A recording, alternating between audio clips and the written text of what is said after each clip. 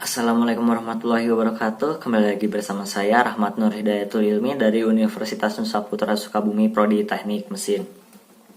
Pada kesempatan kali ini saya akan sedikit membahas mengenai machining. Nah, machining tersendiri ini terbagi dalam beberapa jenis. Namun kali ini saya akan membahas dua, yaitu latte machining dan milling machining.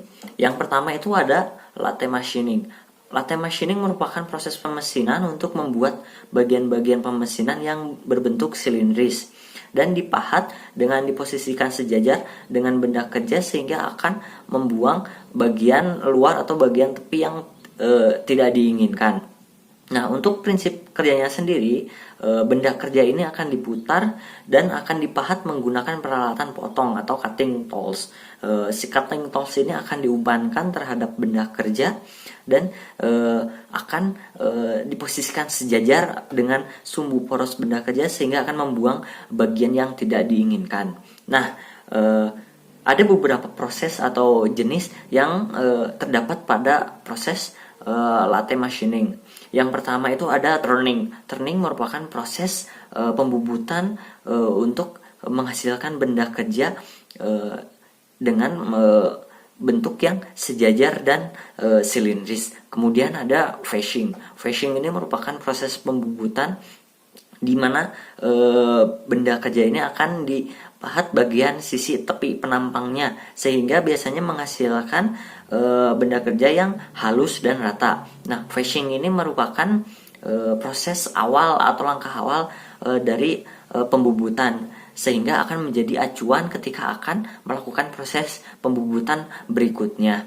Nah, selanjutnya itu ada drilling. Drilling ini merupakan langkah awal pembuatan lubang pada benda kerja. Nah, dilanjutkan dengan boring. Boring ini yaitu memperbesar lubang yang telah ada pada benda kerja. Selanjutnya itu ada grooving. Grooving ini merupakan proses pembubutan pada kedua sisi tepi penampangnya untuk membuat alur sehingga benda kerja ini akan memiliki sudut yang tirus. Nah, kemudian dilanjutkan dengan threading. Threading ini merupakan proses pembubutan atau membuat ulir atau alur, yaitu membuat ulir bisa bagian luar benda kerja maupun ulir bagian dalam benda kerja. Dan yang terakhir itu ada knurling. Knurling ini biasanya difungsikan atau langkah pemahatan atau pembubutan untuk membuat grip atau pegangan supaya tidak licin. Nah, ada beberapa komponen dalam mesin bubut ini. Yang pertama itu ada spindle. Spindle ini merupakan sebagai poros utama atau sebagai dudukan dari chuck atau cekam. Nah, yang kedua itu ada meja mesin. Meja mesin ini berfungsi sebagai dudukan eretan, dudukan crosslead maupun dudukan tail stroke. Nah, kemudian itu ada cekam atau chuck. Nah, chuck ini berfungsi sebagai dudukan si benda kerja sehingga akan menjepit si benda kerja. Ya, cekam ini atau chuck ini terdapat beberapa tipe atau beberapa jenis penampangnya atau si penjepitnya. Ada yang 3, ada yang 4 sesuai dengan kebutuhan. Terus yang kedua itu yang selanjutnya maksud saya ada handle. Handle ini berfungsi sebagai pengoperasian dalam mesin bubut. Kemudian ada motor listrik. Motor listrik ini berfungsi sebagai pengubah energi listrik menjadi energi mekanikal, yaitu yang disalurkan terhadap motor penggerak. Terus yang kedua itu ada eretan. Eretan ini sebagai dudukan toll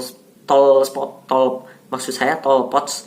Nah, jadi eretan tersendiri dapat diposisikan melintang maupun horizontal dan sejajar. Terus selanjutnya ada toll pots. Toll pots ini sebagai dudukan atau pemegang penjepit dari pahat bubut, sehingga pahat bubut itu diletakkan pada toll pots. Terus yang selanjutnya itu ada crossslide. Crossslide ini berfungsi sebagai atau tempat tempat tempat dudukan dari tall spot tadi atau eretan tadi. Dan yang terakhir itu ada tail spot. Tail spot ini sebagai dudukan mata bor ketika akan melakukan proses pengeboran di dalam benda kerja. Dan yang kedua itu ada milling machining. Milling machining ini merupakan perkakas pemesinan untuk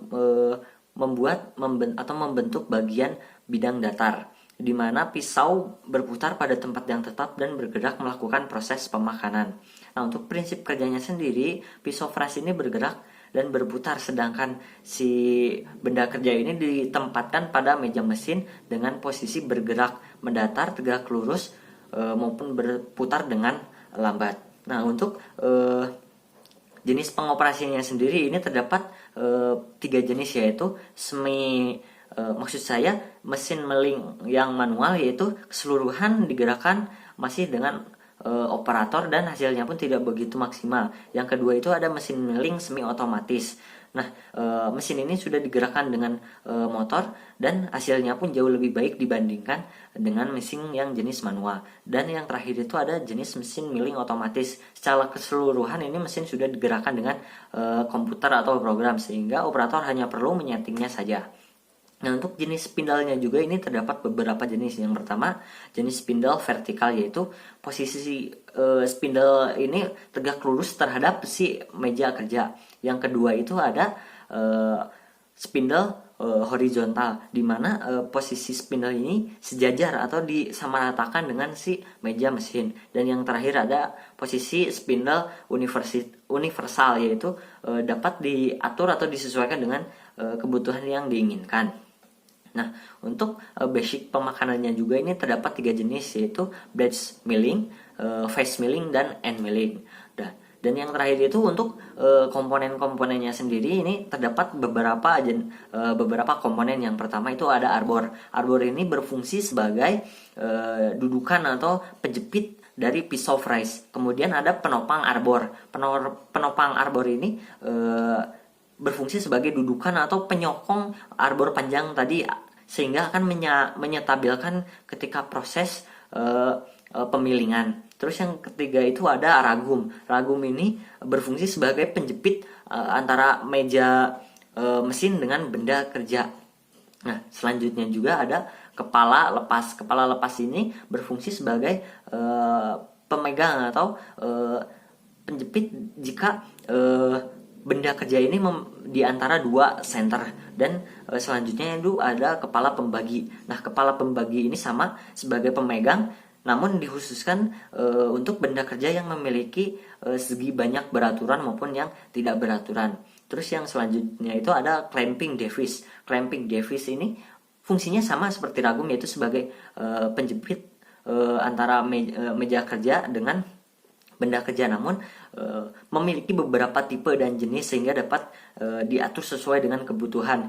Jadi secara langsung ini dapat difungsikan secara langsung dengan benda kerja dan si meja kerja. Dan yang selanjutnya ada collet. Collet ini berfungsi sebagai pegangan atau grip ketika proses pemilingan seperti end mill atau pengeboran. Nah, si collet ini ditempatkan pada ujung dari si arbor, sehingga akan memudahkan proses pemilingan seperti end mill tadi, sehingga akan jauh lebih stabil ketika melakukan pemilingan. Dan yang terakhir itu ada cutter milling atau pisau milling, ya, ini berfungsi sebagai alat pahat atau alat pemotong dari proses pemilingan. Nah, sekian dari saya yang dapat saya jelaskan dan paparkan. Mohon maaf apabila terdapat salah kata. Wassalamualaikum warahmatullahi wabarakatuh.